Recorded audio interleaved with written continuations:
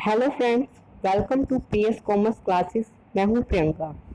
Friends, हम इस video में इंडियन कॉन्ट्रैक्ट एक्ट 1872 के बारे में पढ़ने वाले हैं। इस पर हम एक वीडियो पहले भी कर चुके हैं, जिस पर मैंने आपको एग्रीमेंट और कॉन्ट्रैक्ट के बारे में बहुत अच्छे से बहुत डिटेल में बताया था। दोनों में डिफरेंस भी मैंने आपको बताया था। आई होप आपको वो वीडियो अच्छी लगी होगी, आपको टॉपिक समझ में आए होंगे। तो वहाँ पर मैंने डिस्कस किया था कि एग्रीमेंट को कॉन्ट्रैक्ट बनाने के लिए उसमें कुछ एसेंशियल एलिमेंट्स ऐड करने होते हैं। तो वो एसेंशियल एलिमेंट्स कौन कौन से हैं, उसी के बारे में हम इस वीडियो में डिस्कस करने वाले हैं। ये हमारा जो है पार्ट 2 है। इसमें हम एसेंशियल एलिमेंट्स के बारे में डिस्कस करेंगे। ऐसे ही और भी टॉपिक्स मैं आपके लिए लेकर आऊँगी इंडियन कॉन्ट्रैक्ट एक्ट के, जो हम हमारी आने वाली वीडियोस में डिस्कस करेंगे। अगर आप लोगों ने अभी तक चैनल सब्सक्राइब नहीं किया है तो पहले चैनल सब्सक्राइब कर लीजिए।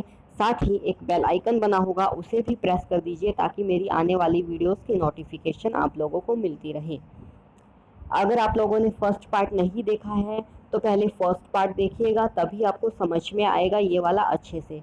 ठीक है, क्योंकि इंडियन कॉन्ट्रैक्ट एक्ट जो है बिल्कुल शुरू से मैंने फर्स्ट पार्ट में करवाया है, वहाँ से ही मैं यहाँ सेकंड पार्ट में कंटिन्यू कर रही हूँ। तो पहले जाकर फर्स्ट पार्ट देखिए, वो उसका लिंक आपको इस वीडियो के डिस्क्रिप्शन बॉक्स में मिल जाएगा। तो चलिए हम कंटिन्यू करते हैं हमारा टॉपिक। फर्स्ट में पार्ट में मैंने बताया आपको कि एग्रीमेंट में कुछ एसेंशियल एलिमेंट्स ऐड किए जाते हैं, तब वो कॉन्ट्रैक्ट बनता है। ठीक है, हर एग्रीमेंट जो होता है वो कॉन्ट्रैक्ट नहीं होता है। जिन जिन एग्रीमेंट में ये एसेंशियल एलिमेंट्स होंगे वही कॉन्ट्रैक्ट की कैटेगरी में आएगा। यानी कि एग्रीमेंट में 10 कर देने हैं ये एसेंशियल एलिमेंट्स, तब वो कॉन्ट्रैक्ट बनेगा। कॉन्ट्रैक्ट बनने के लिए एग्रीमेंट में ये एसेंशियल चीज़ें होनी ज़रूरी है, ये एलिमेंट्स होने ज़रूरी हैं। और वो एलिमेंट्स कौन कौन से हैं वो हम इस वीडियो में देखते हैं। चलिए हम स्टार्ट करते हैं। फर्स्ट है एटलीस्ट 2 और मोर पार्टीज, कम से कम 2 पार्टीज हो या उससे ज़्यादा हो कॉन्ट्रैक्ट के लिए। अगर कोई पर्सन जो है अकेला है तो वो कॉन्ट्रैक्ट कैसे करेगा? क्या खुद से ही कॉन्ट्रैक्ट कर लेगा? खुद से तो कॉन्ट्रैक्ट नहीं हो सकता। ठीक है, तो कम से कम 2 पार्टीज होनी जरूरी हैं कॉन्ट्रैक्ट के लिए। मिनिमम 2 पार्टीज हो, और 2 से ज़्यादा भी हो सकती है, सिर्फ 2 ही ज़रूरी नहीं है। मान लीजिए 3 पर्सन है, तीनों एक दूसरे से कॉन्ट्रैक्ट कर रहे हो, ठीक है, तो कम से कम यहाँ पर बोला एटलीस्ट 2 पार्टीज होनी ज़रूरी है। मैं हूँ, मान लीजिए आप हो, मैं आपको कोई प्रोडक्ट सेल कर रही हूँ या कोई सर्विस आपको प्रोवाइड कर रही हूँ, बदले में आप मुझे कंसिडरेशन दे रहे हो। उसके बदले में मैं आपको क्लासेस प्रोवाइड कर रही हूँ, ऑनलाइन कोचिंग क्लासेस, उसके बदले में मैं आपसे फीस ले रही हूँ। ठीक है, तो वहाँ पर क्या हो जाता है? कॉन्ट्रैक्ट हो जाता है। कम से कम 2 पार्टीज होनी चाहिए। सेकंड है ऑफर एंड एक्सेप्टेंस। पिछली वीडियो में भी हमने डिस्कस किया था कि पहला क्या होना चाहिए कि ऑफर दिया जाना चाहिए, फिर उस पर एक्सेप्टेंस भी आनी चाहिए। मान लीजिए मैंने आपको ऑफर किया कि मेरे पास ये मोबाइल है, ये मैं आपको 5,000 में बेचना चाहती हूँ, क्या आप खरीदेंगे इसे? आपने मना कर दिया कि नहीं, मैं ये नहीं खरीदूंगा, तो वो वहाँ पर कॉन्ट्रैक्ट नहीं हुआ, क्योंकि वहाँ पर सामने से एक्सेप्टेंस ही नहीं आई है। ठीक है, लेकिन अगर आपने एक्सेप्ट कर लिया कि हाँ मैं ये आपका मोबाइल 5,000 में आपसे ले लूँगा, तो वहाँ पर क्या हो जाता है? वो कॉन्ट्रैक्ट हो जाता है, वहाँ पर वो प्रॉमिस हो जाता है। ठीक है, अगर ऑफर भी है और एक्सेप्टेंस भी है तो वो प्रॉमिस वहाँ पर बन जाता है। एक दूसरे से प्रॉमिस हो गया, मैंने आपको ऑफर दिया, आपने एक्सेप्टेंस ले ली, वहाँ पर एक्सेप्टेंस दे दी है, तब वो कॉन्ट्रैक्ट हो सकता है। ठीक है, वैलिड कॉन्ट्रैक्ट वहाँ पर हो जाएगा।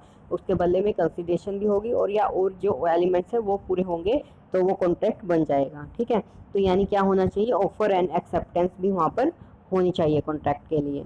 थर्ड है intention to create legal obligation. Legal obligation create होना चाहिए, लीगल होनी चाहिए, यानी कि जो भी कॉन्ट्रैक्ट कर रहे हैं लीगल होना चाहिए, इलीगल वहाँ पर नहीं होना चाहिए, या फिर कोई सोशल वहाँ पर एग्रीमेंट नहीं होना चाहिए।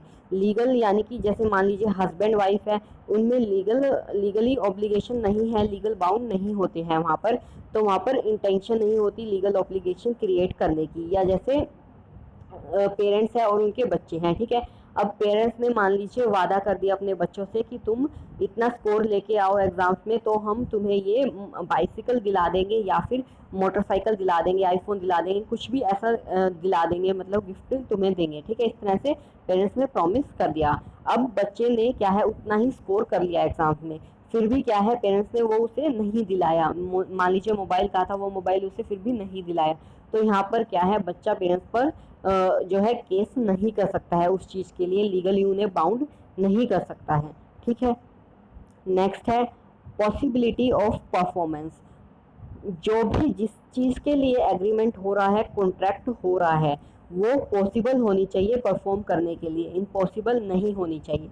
अब कोई पर्सन ये कह दे कि तुम मुझे 10 करोड़ रुपए दे दो, मैं तुम्हारे लिए चांद तारे तोड़कर ला दूंगा। ठीक है, या क्या ये पॉसिबल है? चांद तारे तोड़कर लाना पॉसिबल है? नहीं है ना। तो इस तरह का नहीं कर सकते कॉन्ट्रैक्ट जो पॉसिबल ही नहीं हो परफॉर्म करना। ठीक है, नेक्स्ट आता है फ्री कंसेंट।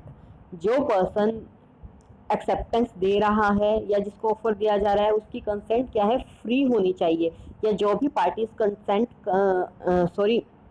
कॉन्ट्रैक्ट कर रही हैं उनकी दोनों की ही कंसेंट जो है फ्री होनी चाहिए। कुछ ना कुछ दबाव उन पर नहीं बनाया जाना चाहिए। ठीक है, अब मान लीजिए क्या है मुझे आपने कहा कि आप मेरी गाड़ी खरीदना चाहते हो। ठीक है, इतने रुपए में 5 लाख में आप मेरी गाड़ी लोगे। मैंने क्या है वहां पर मना कर दिया। ठीक है, आपने क्या किया, मुझे धमकी दी या फिर क्या है मेरे सिर पर रिवॉल्वर रख दी, तो अब मुझे क्या है दबाव में आ गई मैं, मुझे देनी पड़ेगी। तो यहाँ पर क्या हुआ, फ्री कंसेंट तो नहीं हुई ना मेरी। ठीक है, तो ये क्या है लीगली वैलिड नहीं है, वैलिड कॉन्ट्रैक्ट यहाँ पर नहीं होगा, क्योंकि लीगल जो कंसेंट है वो फ्री नहीं है। कंसेंट फ्री होनी चाहिए किस किस चीज़ों से, अनड्यू इन्फ्लुएंस से, कोर्जन से, मिस रिप्रेजेंटेशन से, मिस्टेक से, फ्रॉड से। अब ये चीज़ें है क्या क्या, ये हम आगे डिस्कस करेंगे। अनड्यू इन्फ्लुएंस यानी कि कुछ ना कुछ दबाव ना डाला गया हो। कोर्जन जैसे अभी मैंने एग्जांपल दिया, धमकी ना दी गई हो, किसी तरह से प्रताड़ित ना किया गया हो कंसेंट लेने के लिए। मिस रिप्रेजेंटेशन यानी कि गलत तरीके से चीज़ों को ना दिखाया गया हो, कुछ मिस्टेक ना हो। जो भी कॉन्ट्रैक्ट किया जा रहा है, ऑफर दिया जा रहा है, उसमें मिस्टेक नहीं होनी चाहिए या फिर किसी तरह की धोखाधड़ी नहीं होनी चाहिए, फ्रॉड नहीं होना चाहिए। ठीक है, इन सभी चीज़ों से फ्री होना चाहिए। बाकी हम आगे डिटेल में इन सभी के बारे में पढ़ेंगे। अभी मैंने आपको थोड़ा बहुत बता दिया कि ये चीज़ें क्या होती हैं। तो ये चीज़ें नहीं होनी चाहिए, बिल्कुल फ्री कंसेंट होनी चाहिए। ठीक है, नेक्स्ट है capacity to enter into a contract. Contract में एंटर करने की कैपेसिटी होनी चाहिए, यानी कि कोई पर्सन ऐसा ना हो कि वो कॉन्ट्रैक्ट में एंटर कर ही नहीं सकता। सपोज माइनर है, कोई 18 साल से कम है। लॉ के अकॉर्डिंग क्या है, कोई भी पर्सन अगर 18 साल से कम है तो वो कॉन्ट्रैक्ट नहीं कर सकता है। ठीक है, 18 से कम है तो वो माइनर कहलाता है और वो कॉन्ट्रैक्ट नहीं कर सकता है। ये हुआ फर्स्ट केस माइनर का, माइनर नहीं होना चाहिए। सेकंड आता है अनसाउंड माइंड।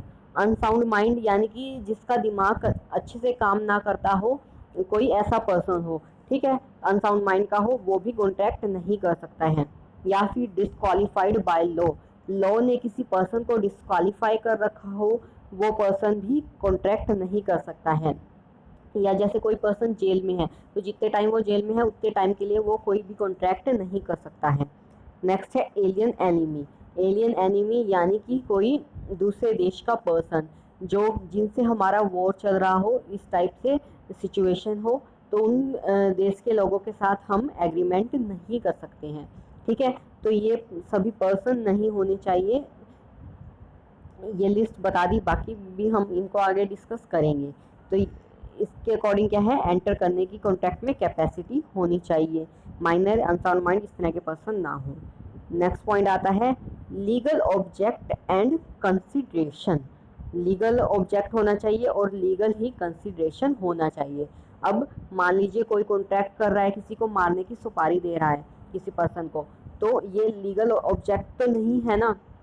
या फिर क्या है, कुछ ऐसा चीज़ों की लेन देन कर रहा है जो कि गवर्नमेंट ने रोक रखी है। जैसे मान लीजिए अगर किसी शराब पे बैन लगा रखी है या अफीम वगैरह पे बैन लगा रखी है, जिस एरिया में शराब पे बैन है वहाँ पर बेच रहा है, खरीद रहा है, या फिर अफीम पर या ऐसी चीज़ों पर, ड्रग्स पर बैन है, वो चीज़ें खरीदी बेची जा रही हैं, तो वो लीगल ऑब्जेक्ट में नहीं आती हैं। ठीक है, तो वो चीज़ें क्या होगी, वैलिड कॉन्ट्रैक्ट में नहीं आएंगी, वो वॉइड कॉन्ट्रैक्ट होंगे अगर ऐसे कोई कॉन्ट्रैक्ट किए जाते हैं। या फिर किसी को मारने का कॉन्ट्रैक्ट किया जा रहा है, किसी के साथ फ्रॉड करने का कॉन्ट्रैक्ट किया जा रहा है, दो पर्सन है ए और बी, वो दोनों मिलकर ऐसा कोई कॉन्ट्रैक्ट करते हैं, किसी के साथ फ्रॉड करेंगे और उससे पैसा लूटेंगे, तो इस तरह से कोई कॉन्ट्रैक्ट किया जा रहा है तो वो कॉन्ट्रैक्ट वैलिड नहीं होगा। ठीक है, तो लीगल ऑब्जेक्ट होना चाहिए और लीगल कंसिडरेशन होना चाहिए, बदले में जो कंसिडरेशन दिया जा रहा है वो भी लीगल होना चाहिए। अगर कोई इस चीज़ के लिए कंसिडरेशन दिया जा रहा है, ए कह रहा है बी को कि तुम इस पर्सन को मार दो, मैं उसके बदले में तुम्हें इतने रुपए दूंगा, सपोज 10 लाख रुपीज़ दूंगा, तो ये लीगल कंसिडरेशन नहीं है क्योंकि यहाँ पर ऑब्जेक्ट ही लीगल नहीं है। ठीक है, तो लीगल कंसिडरेशन और लीगल ऑब्जेक्ट होना चाहिए। नेक्स्ट पॉइंट है, agreement should not be expressly declare void by law. Agreement जो होगा वो क्या होना चाहिए, वॉइड नहीं किया गया हो लॉ के द्वारा। वॉइड क्या है, वॉइड कॉन्ट्रैक्ट होते हैं जो कि गवर्नमेंट, ये हम आगे भी डिस्कस करेंगे, यहाँ पर मैं आपको थोड़ा इतना ही सब बता देती हूँ कि लॉ ने जिन चीज़ों को मना कर रखा है कि ये चीज़ें नहीं हो सकती, अब जैसे माइनर से कर रहे हैं कॉन्ट्रैक्ट, तो वो शुरू से ही वॉइड होगा, वो चीज़ शुरू से ही रॉन्ग होगी, वो नहीं कर सकते क्योंकि लॉ में लिखा है कि ये नहीं कर सकते हैं। तो ऐसा कोई एग्रीमेंट कर रहे हैं जो कि लॉ द्वारा वॉइड है तो वो माना नहीं जाएगा एग्रीमेंट। शुड, यहाँ पर देखिए, agreement should not be expressly declared void by law. Law द्वारा उस चीज़ को शुरू से मना ना किया गया हो तो वो ऐसा एग्रीमेंट होगा तभी वो वैलिड होगा, अदरवाइज वो वैलिड नहीं होगा। नेक्स्ट है consensus ad idem. Consensus ad idem, ये क्या चीज़ है, इसका मतलब क्या है कि same thing in the mind of both the parties. जो दो पार्टीज कॉन्ट्रैक्ट कर रही हैं उन दोनों ही पार्टीज के माइंड में सेम चीज़ होनी चाहिए, यानी कि जिस बारे में कॉन्ट्रैक्ट किया जा रहा है वो चीज़ क्लियर होनी चाहिए। अब मैं आपको ऑफर दे रही हूँ कि आप मेरी कार 5 लाख रुपीज़ में खरीद लो और आपने वो एक्सेप्ट कर लिया। ठीक है, 5 लाख में खरीदने का। अब मेरे पास है 2 कार, वहाँ पर मैंने स्पेसिफाई नहीं किया कि कौन सी कार मैं आपको बेचना चाहती हूँ। सपोज मेरे पास एक ब्लैक कलर की कार है, एक वाइट कलर की कार है, मैंने माइंड में ये रखकर आपको ऑफर दी है कि मैं ब्लैक कार आपको बेचना चाह रही हूँ। वहाँ पर ऑफर में स्पेसिफाई नहीं हुआ है कि ब्लैक कार है या वाइट कार है, और आपके माइंड में ये है कि आप वाइट कार खरीद रहे हैं, वाइट कार का ऑफर मैंने दिया है आपको, तो वो सोचकर एक्सेप्ट कर रहे हैं। अब यहाँ पर कंफ्लिक्ट अराइज हो जाएगा, मैं ये सोचकर दे रही हूँ कि मैं ब्लैक कार बेच रही हूँ आपको, आप ये सोचकर ले रहे हो कि आप वाइट कार खरीद रहे हो। तो यहाँ पर जब मैं आपको कार दूंगी तो वहाँ पर आप कन्फ्लिक्शन हो जाएगा, आप कहेंगे कि मुझे तो वाइट खरीदनी थी, मैं कहूँगी मैं तो ब्लैक का ऑफर दिया था। ठीक है, तो इस तरह से वहाँ पर डिस्प्यूट हो सकता है। तो क्योंकि क्या है, वहाँ पर क्लियर नहीं है चीज़ कि कौन सी चीज़ बेची जा रही है वहाँ पर। ठीक है, तो दोनों के दिमाग में ही सेम चीज़ होनी चाहिए, यानी कि कॉन्ट्रैक्ट जब कर रहे हैं तो क्लियर होना चाहिए वो कॉन्ट्रैक्ट। मैंने बताया कि मैं आपको ये ब्लैक कार, ये वाली कार है मेरी, इतने रुपए में दे रही हूँ, वहाँ पे आपको समझ में आ गया कि हाँ ये कार जो है इसका ऑफर मिला है और आपने एक्सेप्ट किया, तो अब दोनों के माइंड में क्लियर है चीज़। ठीक है, तो इसको ही लॉ की लैंग्वेज में कॉन्सेंसस एड इडियम बोला जाता है। तो ये वर्ड जरूर आप याद रखेंगे, इसका मतलब क्या होता है कि दोनों ही पार्टीज के माइंड में सेम चीज़ हो। देन नेक्स्ट आता है लीगल फॉर्मेलिटीज़। कुछ भी लीगल फॉर्मेलिटीज़ है अगर कॉन्ट्रैक्ट के लिए तो वो पूरी होनी चाहिए। मान लीजिए कोई ऐसा कॉन्ट्रैक्ट है जिस पर कि स्टैम्प ड्यूटी लगा होना ज़रूरी है, तो स्टैम्प ड्यूटी लगी होनी चाहिए, उसके लिए कोई लीगल फीस पे करनी है तो वो फीस पे करी जानी चाहिए। ठीक है, या फिर कोई ऐसा कॉन्ट्रैक्ट है जिस पर किसी पर्सन के साइन होने ज़रूरी हैं तो वो होनी चाहिए। तो मतलब ऐसी कोई भी चीज़ है जिसके लिए कुछ ना कुछ लीगल फॉर्मेलिटीज़ है, कुछ ऐसा है जिसके लिए रजिस्ट्रेशन ज़रूरी है तो रजिस्ट्रेशन होना चाहिए। जैसे कि कई बार क्या है, हम लैंड परचेज़ करते हैं या जैसे कोई मकान परचेज़ करे या सपोज उसके लिए रजिस्ट्री करवानी पड़ती है, तो वो रजिस्ट्री होनी चाहिए। ठीक है, तो ऐसे किसी चीज़ के लिए कॉन्ट्रैक्ट कर रहे हैं, उसमें कुछ लीगल फॉर्मेलिटीज़ की ज़रूरत है, तो वो लीगल फॉर्मेलिटीज़ पूरी होनी चाहिए। ठीक है, तभी वो वैलिड कॉन्ट्रैक्ट माना जाएगा। तो यहाँ पर हमने कौन कौन से पॉइंट्स पढ़े वैलिड कॉन्ट्रैक्ट के लिए? कम से कम 2 पार्टी होनी चाहिए, फिर ऑफर और एक्सेप्टेंस होनी चाहिए, ऑफर भी दिया गया हो और उस ऑफर पर एक्सेप्टेंस भी आई हो। फिर क्या हो? Intention to create legal obligation, legal obligation create करने की इंटेंशन होनी चाहिए, पॉसिबल होना चाहिए उसे परफॉर्म करना, इम्पॉसिबल चीज़ नहीं हो। फ्री कंसेंट होनी चाहिए। फिर क्या है? कैपेसिटी होनी चाहिए कॉन्ट्रैक्ट में एंटर करने की। उसके बाद लीगल ऑब्जेक्ट होना चाहिए और लीगल ही कंसीडरेशन होना चाहिए।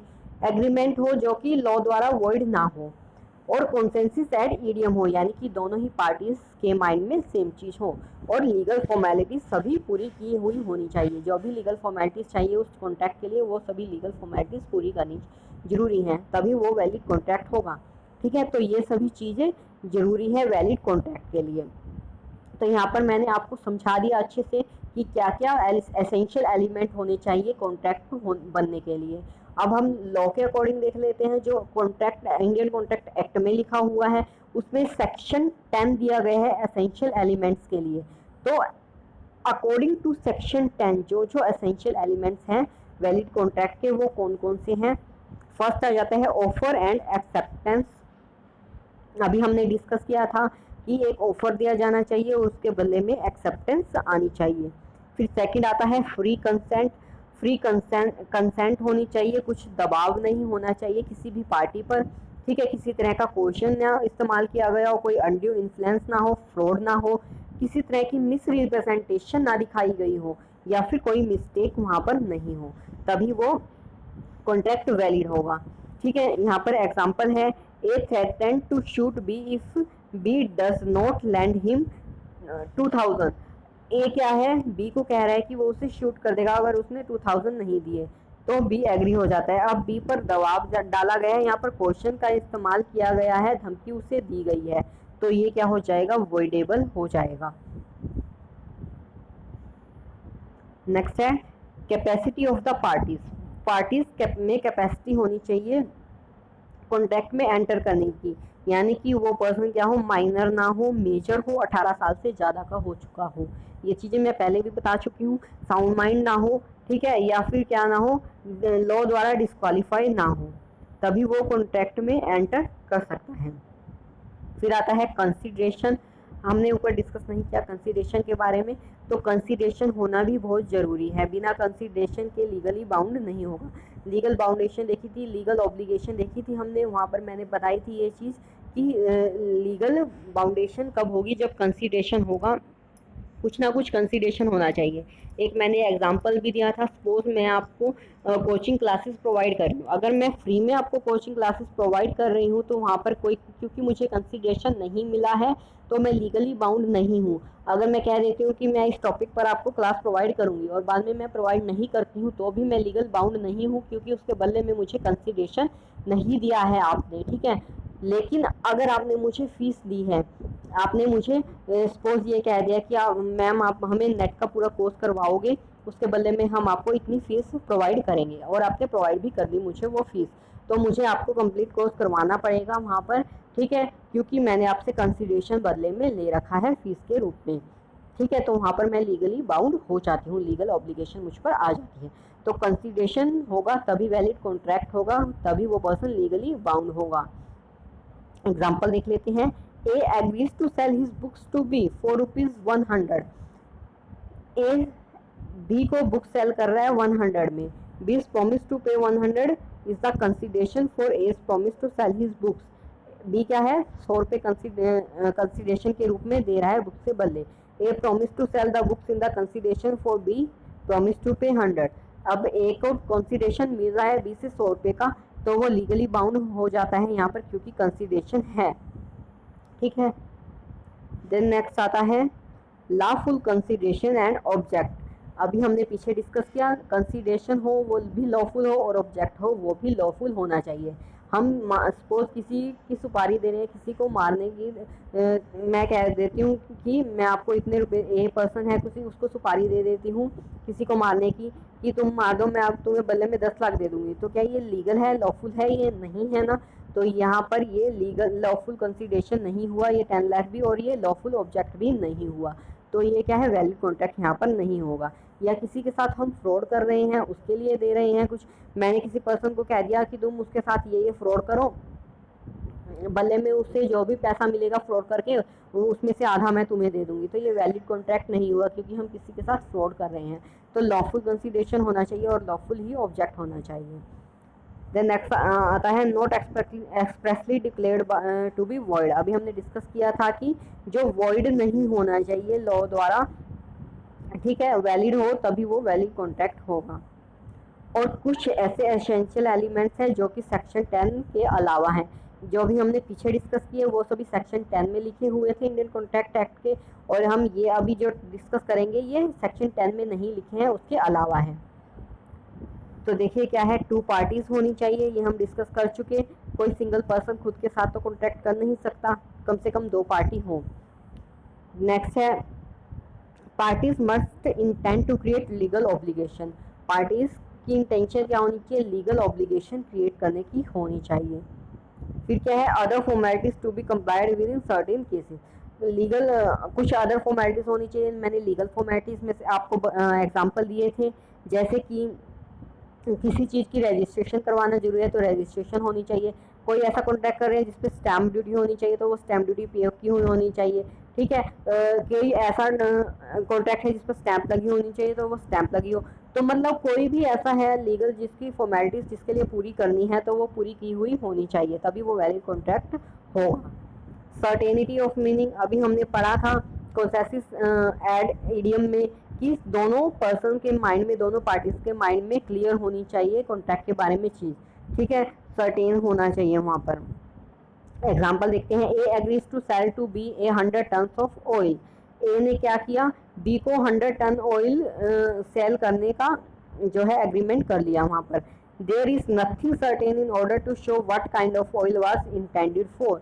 लेकिन वहाँ पर स्पेसिफाई ही नहीं किया कि कौन सा ऑयल है, तो यहाँ पर कंफ्लिक्ट अराइज हो जाएंगे कि कौन सा ऑयल है, मस्टर्ड ऑयल है, कोई और ऑयल है, किस तरह का ऑयल है वहाँ पर, ठीक है, कुछ भी स्पेसिफाई नहीं है वहाँ पर कौन सा ऑयल सेल करना है, तो ये कॉन्ट्रैक्ट नहीं हो पाएगा, यहाँ पर कन्फ्लिक्ट अराइज हो जाएंगे क्योंकि सर्टेनिटी यहाँ पर नहीं है, तो सर्टेनिटी होना ज़रूरी है।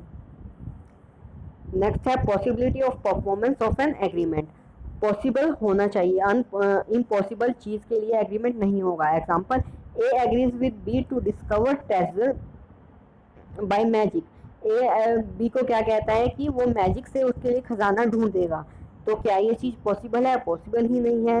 The agreement can not be enforced as it is not possible to be performed, क्योंकि पॉसिबल ही नहीं है ये मैजिक से खजाना ढूंढना, इस तरह पॉसिबल चीज़ नहीं है, तो ये एग्रीमेंट नहीं हो पाएगा, यहाँ पर ये वैलिड कॉन्ट्रैक्ट नहीं होगा।